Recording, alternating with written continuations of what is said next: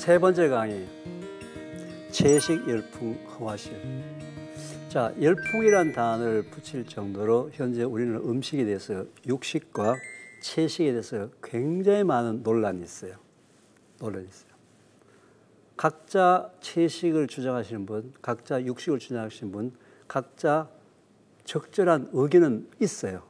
근데 이제 우리가 거기서 어떻게 채식과 육식의 장단점을 찾아서 우리 인체에 적절한 그 약이 되는 음식이 되게 할 수 있지 않을까. 그게 이제 이번 강의의 초점입니다. 우리나라는 전통적으로 고기에 대해서 한이 맺힌 분이 많습니다. 왜 그런가 아시죠? 우리가 못 먹고 살 때 고기는 부자의 상징이었어요. 그죠? 부자들만 고기를 먹었기 때문에 지금 이제 연세가 아마 80 이상 되신 분들, 70이나 80 되신 분들은 고기에 대해서 이 한이 맺혀 있어요. 그래서 우리가 이 고기 부분에 대해서는 좀 잘못 생각하고 있는 게 많습니다. 전 세계에서 말이죠. 고기를 그렇게 작게 집어넣고 물을 그만큼 많이 집어넣는 소고기국이라는 음식이 한국에만 있어요. 다른 나라는 대개 다 찌개나 굽거나 그냥 먹지. 왜 그렇게 물을 많이 집어넣었을까? 고기가 비싼데 식구는 많지. 나눠 먹을 수 없으니까 고기 넣고 물만 많이 넣으니까 이제 또 안 좋으니까 거기다 파도 넣고 콩나물 넣고 나물 넣어가지고 위에 기름이 둥둥둥 뜬 고기 국물 먹고 그날 고기 먹었다라고 생각했기 때문에 고기에 대해서 굉장히 이 생각하는 바가 좀 깊어요. 그러다 보니까 특히 한국 사람들이 고기를 먹는 양과 먹는 방법과 먹는 때, 시기나 이런 것들이 굉장히 잘못된 게 굉장히 많거든요. 자, 그렇게 하다 보니까 결국 건강에 영향을 미치기 시작했다는 거죠.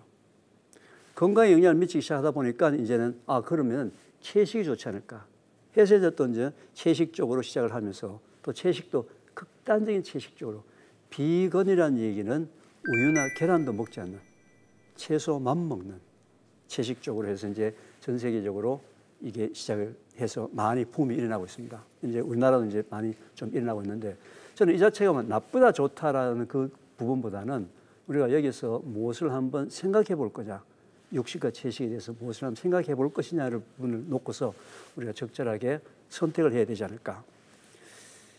과거에 말이죠. 과거에 요즘은 이제 그 이름이 뭐 케토제닉이다, 뭐 여러 가지 카니베어다, 뭐 카니보다 여러 가지 단어로 바뀌었지만 한때 20, 30년 전에 황제 다이어트라는 게 있었어요. 황제 다이어트가 뭔지 아세요? 그렇죠. 살을 빼기 위해서 고기만 먹는. 자, 고기만 먹었을 때 살이 빠질까요, 안 빠질까요? 예, 이게 이제 사람들이 잘못 생각하고 있는 것 중에 하나인데, 우리가 살이 찐다 했을 때는 두 가지, 근육이 늘어나는 경우가 있고요. 그 다음 뭐예요? 지방이 늘어나는 경우예요. 근데 살이 찐다는 것에 거의 8, 90%는 뭐가 늘어난다?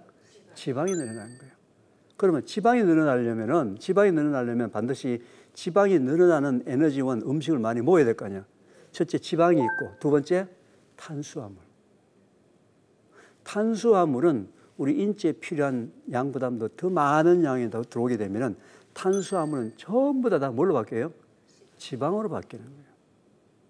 다 지방으로 바뀌는 거예요.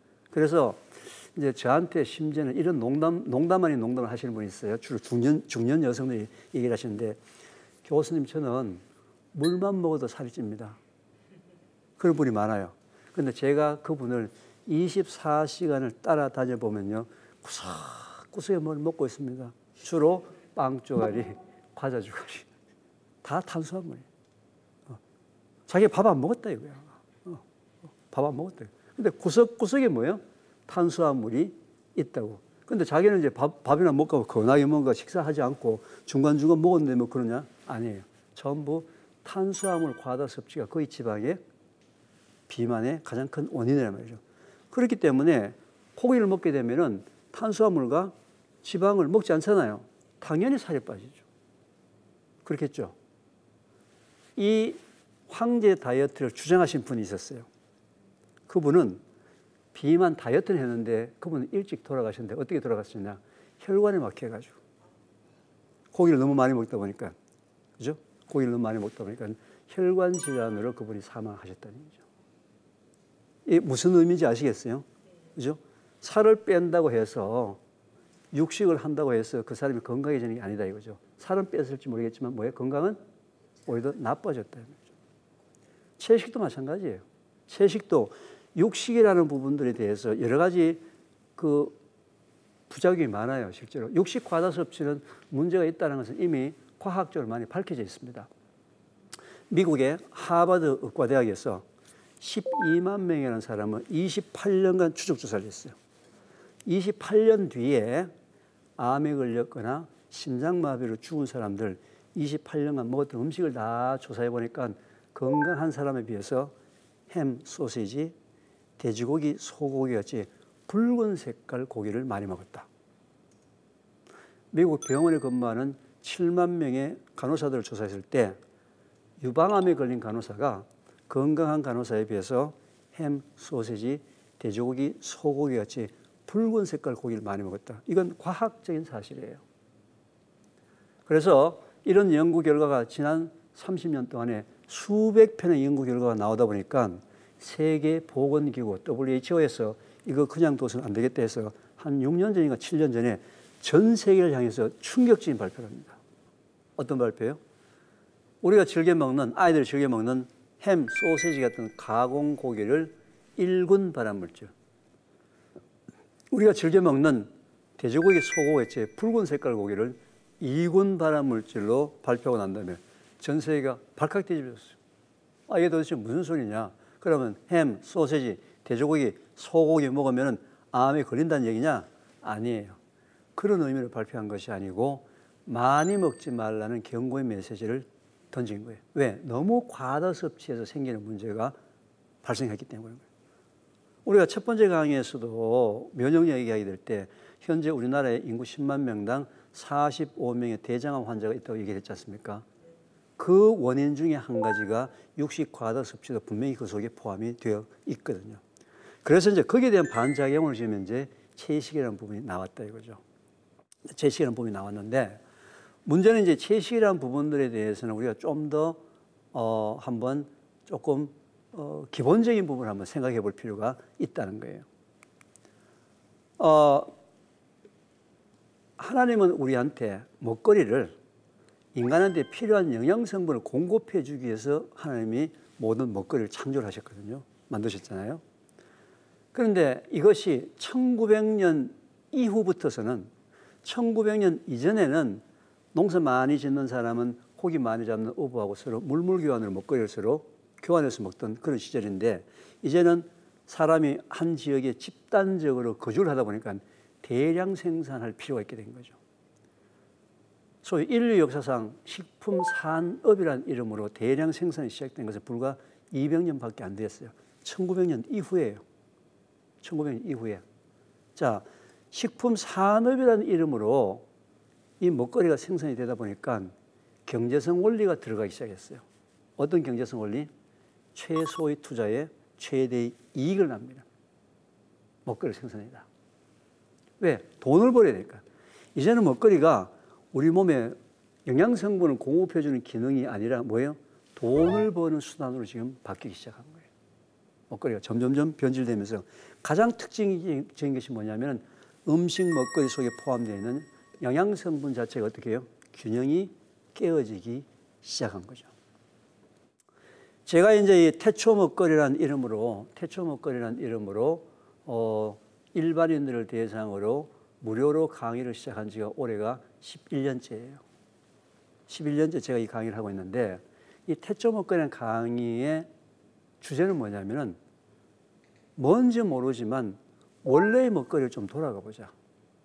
원래의 먹거리를 좀 돌아가 보자. 이렇게 생산되고 가공되어 있는 것들 중에서 특히 저는 과학자로서 하나님의 창조의 원리에 벗어나는 먹거리들은 과학자 저는 알고 있다는 거죠. 왜? 지난 200년 동안의 식품이 어떻게 변했는지는 과학자가 알고 있잖아요. 그 변한 것 중에서 특히 하나님의 창조의 원리에 어긋난 것들은 제가 말씀을 드릴 테니까 이제부터 그런 것들을 우리 주위에서 하나, 두 개씩 좀 빼가 보자. 그러면은 시간은 걸리겠지만 점점 원래의 먹거리 쪽으로 점점 가까이 가지 않겠느냐. 물론 이 태초 먹거리가 11년 전에 시작해서 제가 이 운동을 하고 있지만 현재 태초 먹거리가 완벽한 건 아니에요. 그죠? 왜? 저도 하나님이 창조하신 먹거리 전체 다 모르잖아요. 그렇지만 저는 과학자로서 그 현재 상업적으로 팔리고 있는 먹거리 중에서 하나님의 창조의 원리에 어긋난 것들만 좀 빼내 나가다 보면은 점점 원래의 먹거리로 가까이 가는 시작할 수 있는 시작점이 될 수 있다 해서 태초 먹거리는 시작점으로 현재 제가 사람들한테 이 강의를 하고 있는 중입니다. 현재 먹거리가 말이죠. 참 보암직하고 먹음직하게 다 바뀌었어요. 그렇죠? 보암직, 먹음직 어디서 많이 보던 단어죠. 그죠? 우리 에덴 동산에 있던 선악과 얘기예요. 근데 많은 사람들이 선악과가 성경 속에 창세기에 나오는 거라고 생각하는데 성경 공부할 때 선악과가 뭡니까? 이렇게 하는데 아니에요. 지금 여러분 주위에 선악과가 너무 많은 거예요.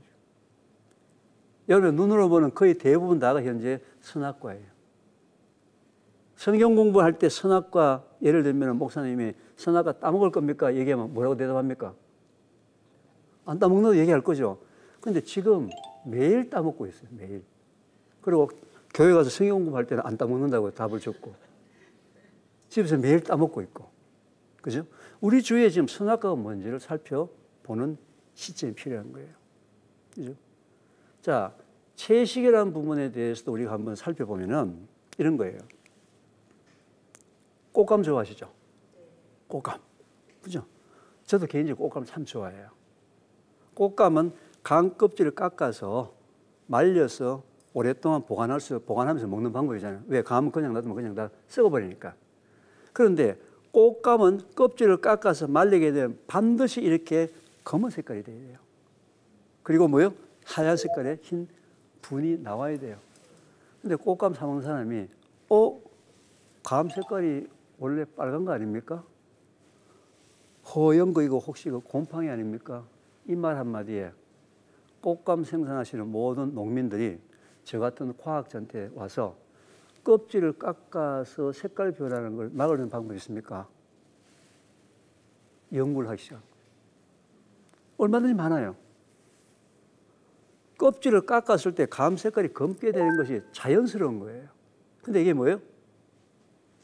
보암직하지 않으니까.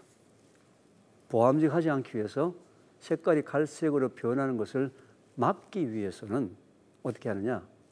감 껍질을 깎고 난 다음에 이런 밀폐된 박에다 놓고서 중앙에다가 황을 피워요. 황을 피우게 되면은 이 꽃감 주위에 이산화황이 묻습니다. 이산화황이 묻게 되면 절대로 감 색깔이 검게 변하지 않아요. 붉은 색깔만 있는 거예요. 이건 감만의 문제가 아니에요.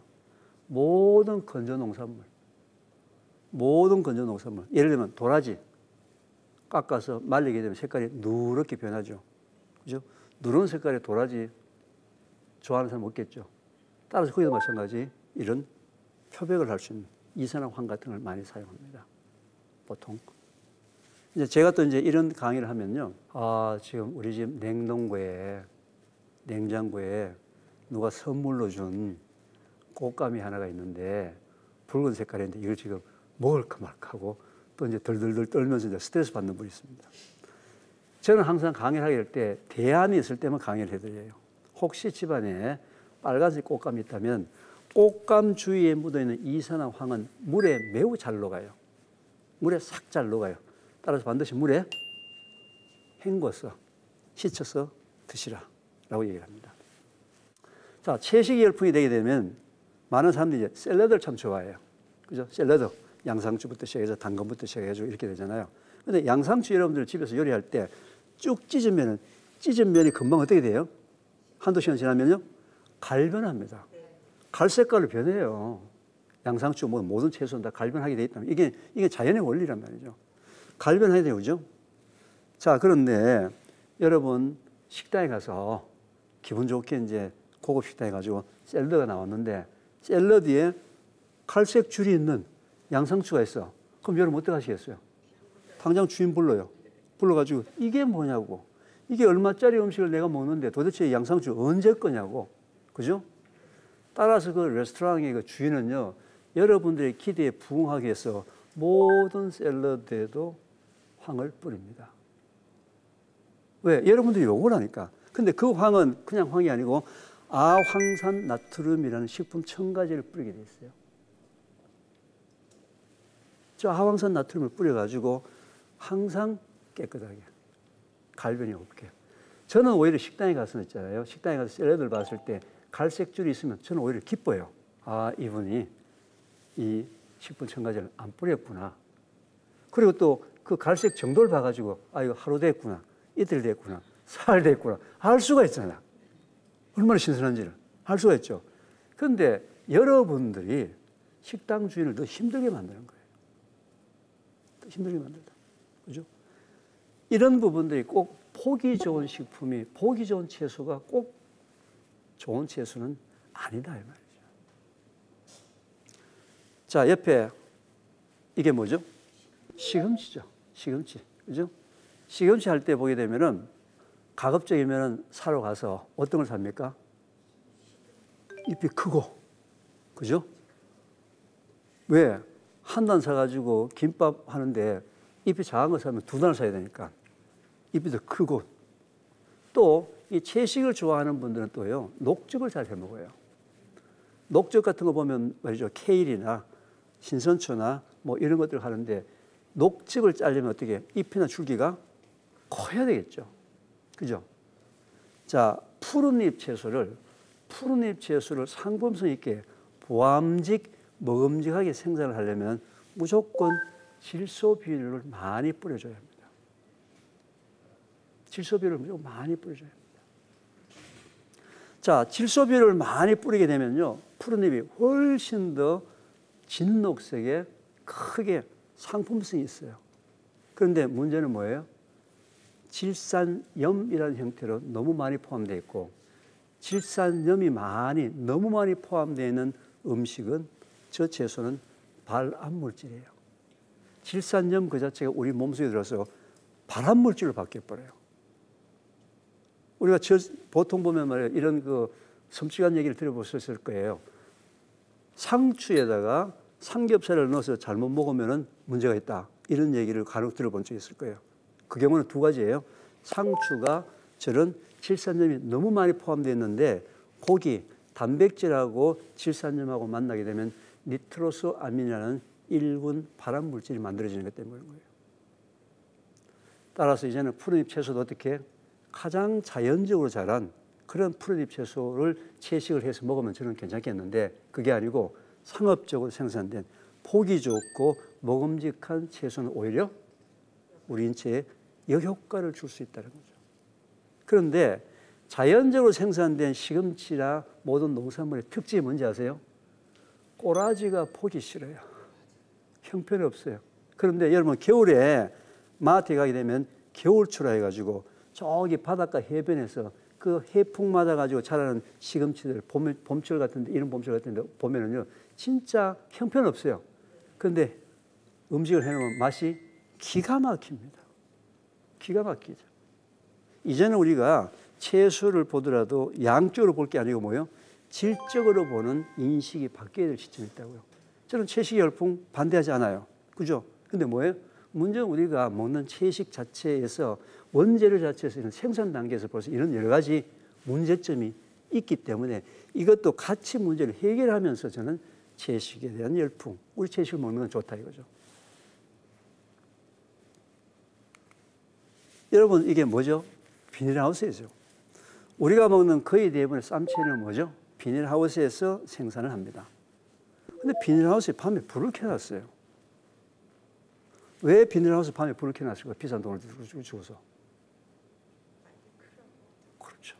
일조량을 많이 쪼여가지고 빨리 성장하게 하려고. 여러분, 채소는 밤에 잠을 자야 합니까? 안 자야 합니까? 반드시 자도록 하나님께서 창조하셨어요. 그래서 낮에 해가 있고 밤에 달이 있는 거예요. 식물들은 낮에는 햇빛을 받아가지고 탄소 동화작용을 합니다. 탄소 동화작용을 해요. 밤에는 탄소 동화 작용에 반대 방향을 합니다. 역탄소 동화 작용을 하도록. 여러분들이 보통 시중에서 이제 그 채식을 한다게 되면 조금 신경 쓰시는 분은 또 친환경 유기농을 쓰세요. 그죠? 근데 비싸잖아요. 그러면 항상 고민해요. 살까 말까, 살까 말까, 들었다 놨다, 들었다 놨다 항상 고민을 하시는데, 유기농 친환경이라고 얘기하는 것은 화학 비료를 주지 않고 화학 농약을 뿌리지 않는 것을 유기농 친환경이라고 얘기합니다. 근데 전부 다는 아니지만 일부 우리 시중에서 구입할 수 있는 유기농 친환경 채소 중에서는 자기가 태어나서 평생 잠 한숨도 못 잔 녀석들이 있을 수 있어요. 이런 데서 커가지고. 여러분들 한 일주일 정도 잠 못 주무시면 어떻게 되죠? 일주일. 잠 한숨도 못 잤어요. 인간 모습이 아니겠죠. 얘네들은 평생, 태어나서 평생 잠 한숨도 못 자고 친환경 유기농의 이름을 달고 마트에 나와 있는 채소가 있을 수 있다는 거예요. 전부 다 그런 건 아니에요. 그래서 지금은 채식 열풍에 대한 부분들에 대한 것이 중요한 거라기보다는 이 채식 열풍이 되려면 제대로 된 농산물들이 생산되어서 양적인 것이 아니고 질적인 면에서도 장점을 살려나갈 수 있는 그런 채식이 되어야 된다는 거죠. 근데 이제 한 가지 제가 또 이제 초점을 맞출 것 중에 하나는 좀 제가 이제 한 가지 예를 들면은요. 이건 좀 옛날 얘기입니다만은 셰프 이쿠치라는 도쿄의 프란치 레스토랑이 있는데요. 이 집의 저녁 식사 한 끼 가격이 200불, 그러니까 한 24만 원 정도예요. 근데 예약이 1년이 밀려 있어요. 근데 여기가 왜 이렇게 유명하냐면요. 왜 이렇게 유명하냐면은 기무라 아키노리라는 저 농민이 사과 농사를 짓는데 화학 비료, 화학 농약을 하나도 주지 않고 사과 농사를 지었어요. 몇 년 만에? 8년 만에. 8년을 기다리면은 8년을 저분이 한 거는 뭐냐면 사과 나무가 뿌리 내리고 있는 토양 흙만 계속 바꿔주기 작업한 거예요. 8년 동안에 엉망진창이겠죠, 그죠? 저분이 생산된 사과를 가지고 숲을 만든다고 아까 그 식당이 그렇게 비싸게 하는데도 1년씩 예약이 밀렸을 정도로 사람들이 몰려가고 있는 거예요. 우리나라에서는 이제 이분의 흉내를 내가지고 이분의 흉내를 내서 4년, 5년, 3년 이렇게 자연농으로 사과를 생산하시는 분이 많이 있어요. 근데 이제 제가 이제 모든 사과는 전부 다 뭐 이렇게 농약 없이 키워야 된다. 이건 아니지만 최소한 이런 방향으로 많이 먹는 게 중요한 게 아니라 작게 먹더라도 질 좋은 먹거리를 먹는 게 중요하다는 거죠. 여러분, 하나님께서 원래 닭을 창조하실 때는 막 돌아다니면서 벌레도 쪼아먹고 풀도 쪼아먹고 이렇게 만들으셨는데 닭이 막 돌아다니면서 막 하게 되니까 얘들이 다이어트를 해가지고요. 근수, 무게가 적게 나갑니다. 그리고 계란을 이곳저곳에다 막 놓아가지고 그거 찾으러 다니려고 인건비가 더 들어가는 거야. 그래서 어떻게? 케이지 속에 넣어서 키우기 시작합니다. 얘네들이 그 속에서 꼼짝달싹을 못해요. 그죠? 꼼짝달싹을 못하는 거죠. 앞으로 모기 먹고 뒤로 계란 넣고. 저는 이런 달걀을 하루에 한 개씩 일주일에 7개 먹는 것보다는 제대로 생산된 달걀 일주일에 1개 먹자. 질적인 면에서. 오히려 더 비싸게 주고 하나를 먹는 게 더 좋다. 해서 우리가 이 육식이 되든 채식이 되든 간에 그 재료의 생산 부분에 대해서 우리 소비자가 관심을 가질 때가 된 거예요. 지금 현재는요, 농민들은 아무 죄가 없어요. 진짜 농민은 힘들거든요.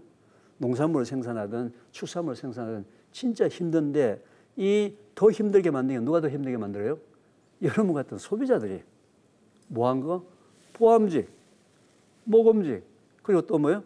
값싼 거만 요구를 하기 때문에 더 지금 현재 계속 나빠지고 있는 추세다라는 거예요. 그래서 지금 먹거리의 원재료에 대한 부분들에 대해서 좀 더 관심을 가져야 될 필요가 있다라는 겁니다. 저는 그 채식 부분에 대해서 제가 이제 하시는 분들한테 추천드리는 내용입니다. 가급적이면 와일드 푸드, 거친 음식. 예를 들면은 나한테 선택의 여지가 있어요. 부드럽고 맛있는 음식을 먹을 거, 바삭거리는 음식을 먹을 거냐, 거친 음식을 먹을 거냐. 가급적이면 뭐예요? 거친 음식을 드시라는 거죠. 그죠? 그럴 때 부드럽고 맛있는 음식을 먹지 말라는 얘기는 아니에요. 뭐예요? 횟수를 대폭 줄여야 됩니다. 대폭 줄여야 됩니다. 그래서 이 부드럽고 맛있다는 얘기는 그 속에 뭐예요? 지방, 기름기나 유화제가 많이 포함되어 있다는 거죠. 그래서 지금 이 채식 부분에 대해서도 의외로 말이죠. 채식도 1차 농산물을 가지고 채식을 하는 분도 많지만 2차 가공된 가공식품 가지고 채식을 하는 분도 의외로 많아요.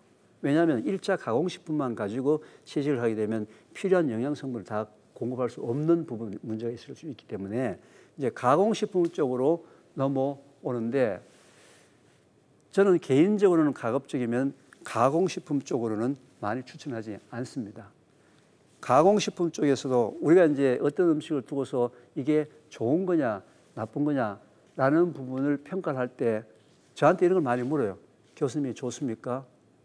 이게 좋은 건가요? 이렇게 하는 게 좋은 걸까요? 저렇게 하는 게 좋은 걸까요? 여러 가지 의견을 많이 묻지만 그 전부 다 제가 기준을 이렇게 말씀드립니다. 가장 자연스럽고 가장 단순한 것이 가장 좋은 것이다. 자연스럽고 단순한 것이 가장 좋다 이 말이죠. 이 얘기는 우리 주부님들한테 꼭 해드리고 싶어요. 요리를 하면 요리할수록 맛은 좋아질 수 있는데 영양학적으로 나빠져요. 영양학적으로 나쁜 물질이 더 많이 만들어질 수 있다고요. 따라서 요리도 어떻게 한다? 가장 간단하게. 가장 간단하게 하는 요리가 더 건강엔 좋은 음식이 더 많을 수 있습니다. 요리를 하면 할수록 맛은 더 좋아질 수 있지만 오히려 건강에 더 나쁜 물질들이 요리하는 과정에서 더 많이 생성될 수가 있다는 거죠. 제가 이제 그 채식을 요즘 많이 하시는 분이 많이 늘어났어요. 그래서 채식 하시는 분한테 제가 꼭 필수적으로 말씀드린 내용 중에 하나가 있습니다. 일반적으로 채소에 가장 많이 포함되어 있는 영양소가 칼륨이에요. 칼륨. 그런데 우리 인체는 반드시 칼륨과 나트륨의 균형이 있어야 돼요. 칼륨이 너무 많게 되면 문제가 생겨요. 그래서 의외로 채식을 하다가 건강이 나빠지신 분들은 칼륨만 과다가 되고 나트륨이 결핍이 돼서 그런 거예요. 우리가 이제 그 저염식이나 이런 부분들에서 굉장히 많이 얘기하는 이유는 한국 사람들의 전통적인 음식이 찌개나 된장이나 이런 류가 너무 짭기 때문에 소금을 많이 먹기 때문에 저염식을 하자라고 얘기하는데 실제로 평소에 무염식이나 저염식을 하시는 분들이 채식을 시작하게 되면 오히려 칼륨량이 증가하면서 나트륨량이 거의 결핍이 되는 심각한 문제가 생길 수 있어요. 건강이 더 나빠지기 시작한다고요. 그래서 평소에 저염식이나 무염식을 하셨던 분이 채식을 시작하게 되면 반드시 나트륨, 소금을 적정량을 섭취하셔야 돼요. 그래서 세계보건기구에서는 최소한도 하루에 성인이 차숟가락, 티스푼으로 한 숟가락 정도의 소금은 꼭 먹어야 한다. 꼭 기억하시기 바랍니다. 제 강의는 이걸로 마치고요. 그 질문, 그동안에 들어온 내용 부분에 대해서 한번 살펴보도록 하겠습니다. 저는 채소를 대부분 굽거나 쪄서 먹고 있는데요. 채소를 익히면 채소의 영양성분이 파괴된다는 얘기를 들었습니다. 그러면 채소를 생식으로 먹어야 하는 건가요?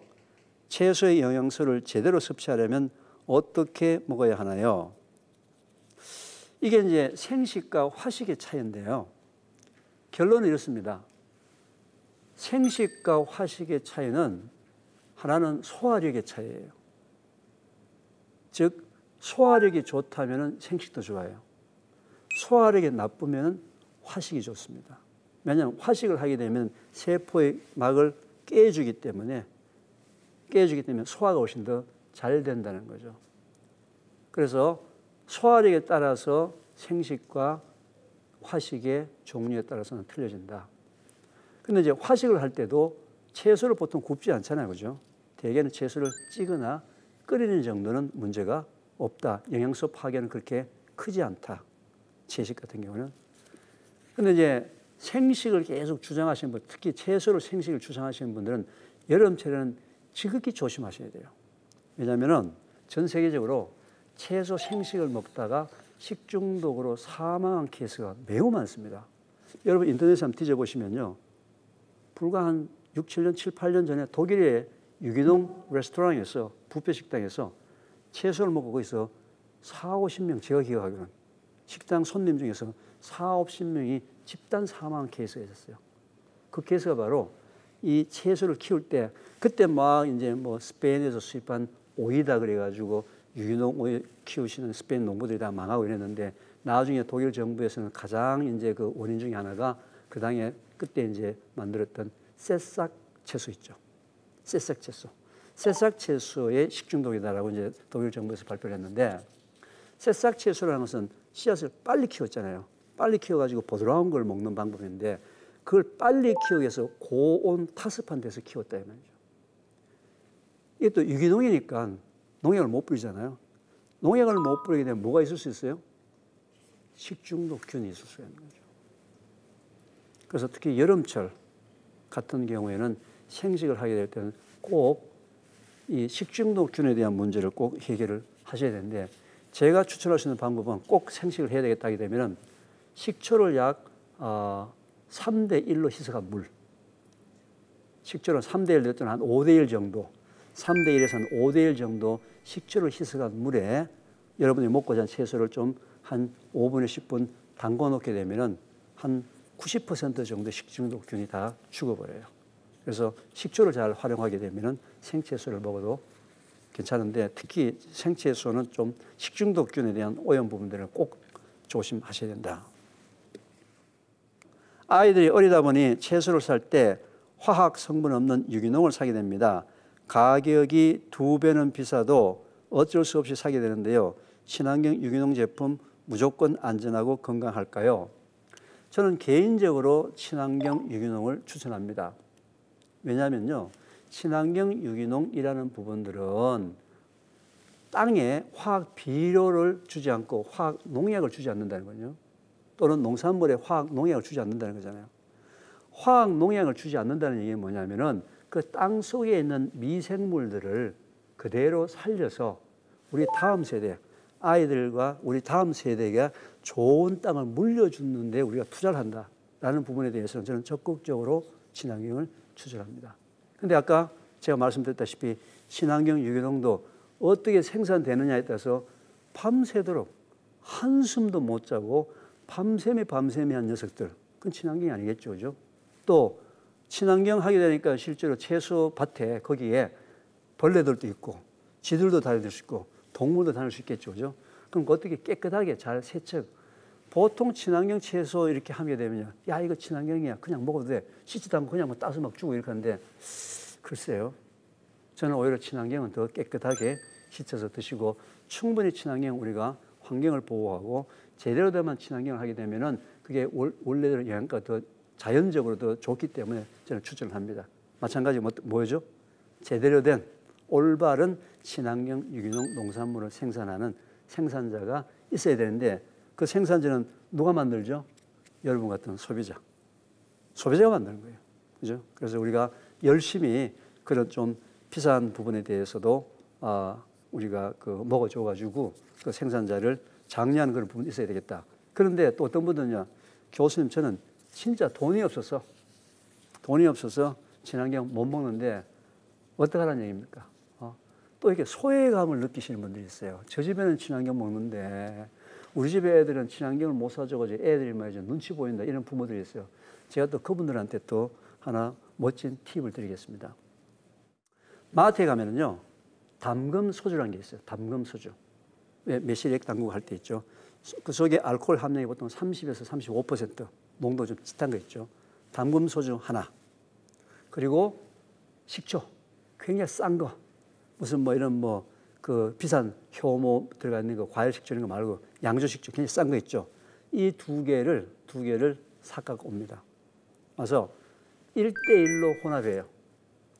1대1로 식초 반, 당금 소주 절반. 그 다음에 그걸 10배로 희석합니다. 물을. 10배로 희석해가지고 거기에다가 내가 먹고자 하는 채소 과일을 담궈놔요. 특히 포도 같은 거 얼마나 씻기 귀찮아요? 담궈놔요. 한 10분, 15분 정도 담궈놓게 되면은 식초는 아까 얘기했다시피 미생물들을 다 죽여버려요. 담금 소주에는 알코올은 100%는 아니지만 상당히 많은 농약을 제거를 합니다. 그래서 한 10분, 10분 정도 담궈놨다가 그걸 흐르는 물에 뽀드득 씻으면은 걱정할 필요가 없어요. 그리고 한번 사용했던 그 세척액 있죠. 거기는 위에 뭐 지푸라기나 뭐 이런 거 뭐 찌꺼기 같은 게 있는 거는 걸러내버리고 그 속에서 소주 냄새와 식초 냄새가 나는 동안에는 계속 반복해서 사용해도 좋습니다. 저도 이제 그 교회 출석한 지가 상당히 오래됐어요. 그래서 저도 이제 마트에 가서 이제 그 마트에 그 이제 카트를 끌고 당분 소주 보통 큰 거 있잖아요. 그걸 한 4개, 5개, 6개 이렇게 사가고 가면요. 우리 교인들이 보고서 왜 저렇게 술을 많이 사갈까 오해받는 경우도 종종 있었는데 다 그게 세척하기 위해서 산 거다라는 말씀을 드리고, 자, 유기농을 먹고 싶은 분들 유기농을 드시고 또 유기농이 아닌 일반 농산물을 드시는 분들도 얼마든지 이렇게 안전하게 먹을 수 있는 방법이 있으니까 이제는 그런 부분 가지고 너무 소외감을 느끼지 않으셨으면 좋겠습니다. 제 3번째 강의는 여기서 마치도록 하겠습니다. 감사했습니다.